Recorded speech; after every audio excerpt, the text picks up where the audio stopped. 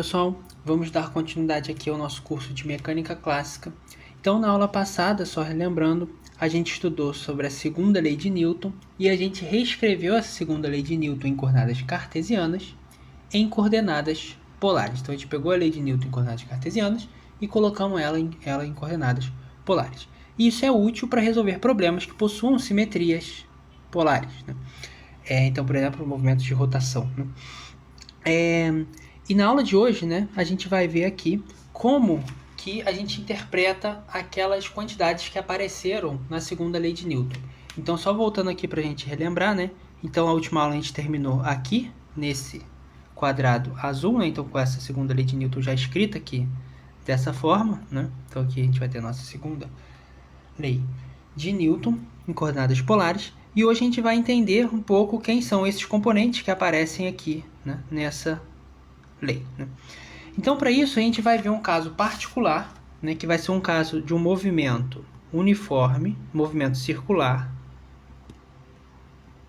Então, a gente vai ver um movimento circular.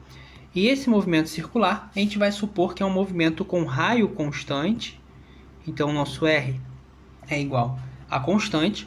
Ou seja, o que isso vai implicar? Isso vai implicar que, se R é constante, R ponto vai ser igual a R dois pontos, que vai ser igual a zero. Então, o R ele não varia, o R ele é fixo, uma certa constante.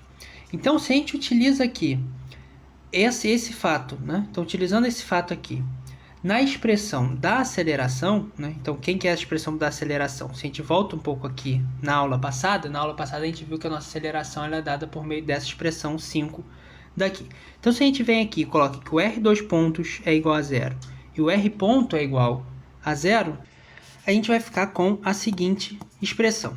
Aqui eu vou copiar e colar, então, essa equação 5, né? Então, colando ela aqui. E utilizando esse fato, né, de R ponto e R dois pontos igual a zero, a gente vai ficar então com o seguinte. Vamos eliminar esse primeiro termo, que é zero, né?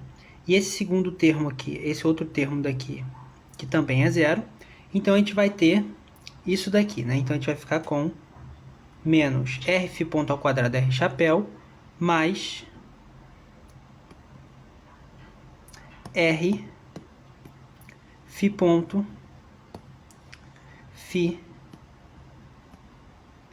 chapéu. Isso daqui vai ser a nossa aceleração, né? Então, a gente tem que a nossa aceleração vai ser igual a isso daqui. Aqui é Φ dois pontos, né? Que o ponto ficou meio estranho, mas ele é Φ dois pontos. Então, a gente tem essa aceleração daqui. Então, vamos analisar esse termo aqui na direção R chapéu.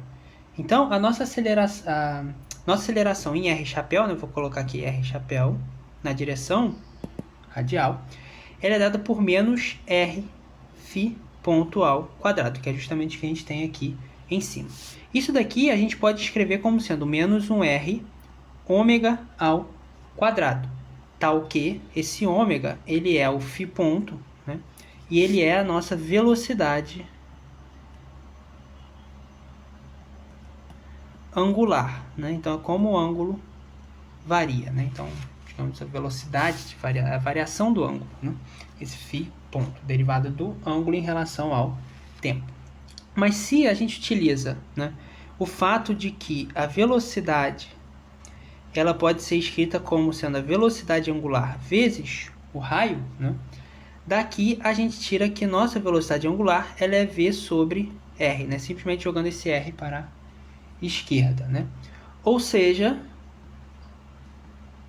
se a gente utiliza esse ômega igual a V sobre R nessa expressão menos R ômega ao quadrado, a gente vai ter então que esse menos R ômega ao quadrado ele vai ser igual a menos R V sobre R ao quadrado. Ou seja, isso daqui vai ser igual a menos V ao quadrado. Esse R ao quadrado aqui vai matar com o R daqui de cima, então vai ficar só 1 sobre R. Então, a gente vai ficar com V ao quadrado sobre R. Então, a gente conclui que esse menos R Φ ao ponto ao quadrado, que aparece nessa aceleração aqui radial, ela vai ser igual a menos V ao quadrado sobre R. Então, o que a gente percebe aqui, né? A gente percebe que esse termo, menos R φ ponto ao quadrado, ele é a nossa aceleração centrípeta. Então, normalmente escrito como ACP, né? Então, nossa aceleração centrípeta é a velocidade ao quadrado sobre o raio, né? E a aceleração centrípeta, ela é responsável por alterar, né, o movimento da partícula, né? Então, a gente tem aqui, eu posso representar aqui a nossa partícula no movimento circular. Então, ela vai estar fazendo esse movimento aqui, né, essa linha tracejada. A nossa partícula a gente vai representar aqui como um ponto. E essa partícula vai ter uma certa velocidade tangencial, que a gente chama de v. E ela vai ter essa aceleração, que é a nossa aceleração centrípeta, que é justamente esse termo que aparece aqui, né, na aceleração. Aqui eu posso chamar do eixo y e o eixo x, né? Então a gente tem esse movimento circular. Agora, se a gente analisa a direção φ-chapéu, né? Em φ-chapéu a gente vai ter que termo, né? Então, voltando aqui em cima, em φ-chapéu a nossa aceleração tem o termo rφ dois pontos. Então, só reescrevendo esse termo aqui, né? Então vai ser rφ dois pontos φ-chapéu, na direção de φ. Mas esse φ dois pontos, a gente pode chamar ele de um certo alfa. E esse φ dois pontos, ele é dito a aceleração angular. Da mesma forma que a aceleração normal, né, digamos assim, ela é x dois pontos, a derivada segunda da posição, a aceleração angular é a derivada segunda do ângulo, né? Então, você pode fazer essa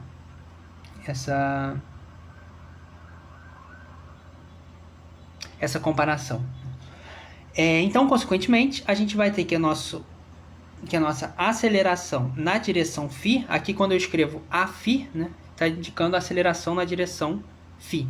Ela vai ser, então, o nosso R vezes o φ dois pontos, que a gente chamou de alfa. Então, que o nosso Aφ é isso daqui. E aqui em cima eu vou voltar rapidamente só para chamar esse Rφ ponto ao quadrado, esse φ ponto ao quadrado, né, de AR, né, só para ficar igual ali embaixo, né? Então, isso daqui é a aceleração na direção R. Então, a gente tem esse nosso Aφ. Esse Aφ, se você lembrar lá do curso, provavelmente vocês fizeram de Física 1, né? Esse Aφ, ele vai ser a nossa aceleração tangencial do movimento.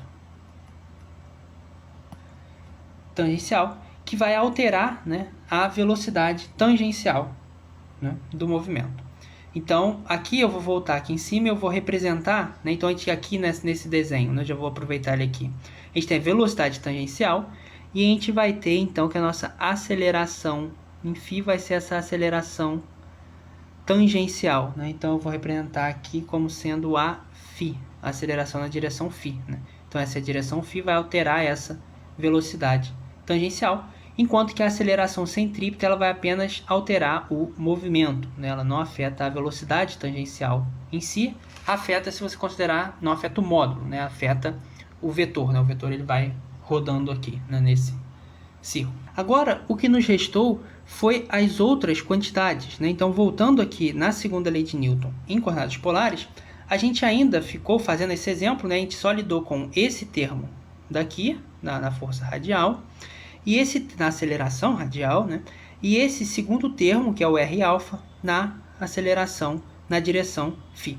Agora, quem são esses outros termos daqui, né? Esse R dois pontos e esse 2R ponto φ ponto.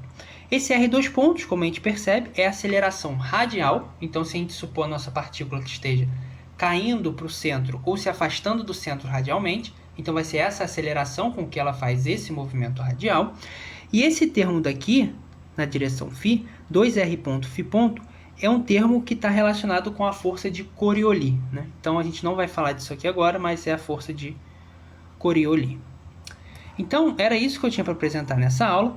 E na próxima aula, a gente vai ver um exemplo de aplicação da segunda lei de Newton, né, em coordenadas polares.